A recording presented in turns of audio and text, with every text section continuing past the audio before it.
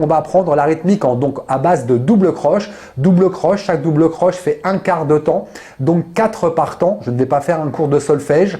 Et c'est très très compliqué puisqu'on les appelle 1, 2, 3, 4. Hein, c'est ironique bien sûr. Donc par contre, là où c'est réellement très très compliqué, c'est qu'on met donc 4 battements par temps. Donc on n'a plus qu'un repère, un seul repère pour rester calé.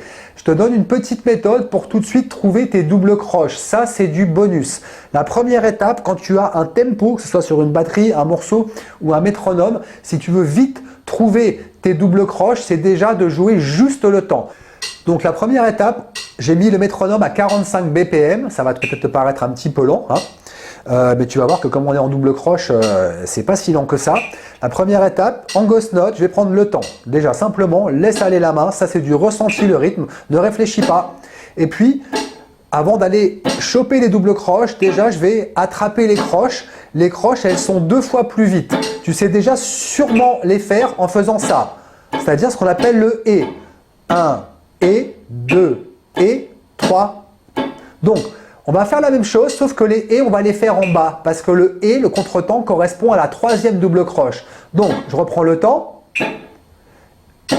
On va passer en croche 2 fois plus vite. 1, et 2, et 3, et 4, et 1. Et puis de là, quand je suis avec mes croches toutes vers le bas, au final, j'ai déjà le mouvement des doubles croches. C'est-à-dire que ces coups, ces battements vers le haut, si au lieu de les passer dans le vide, tu les joues, tu vas avoir ton débit en double croche, comme ça.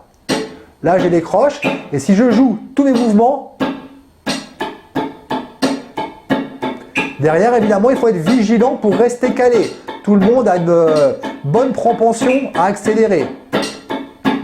1, 2, 3, 4, 1, 2, 3, 4, 1, 2, 3, 4, 1, 2, 3, 4, 1.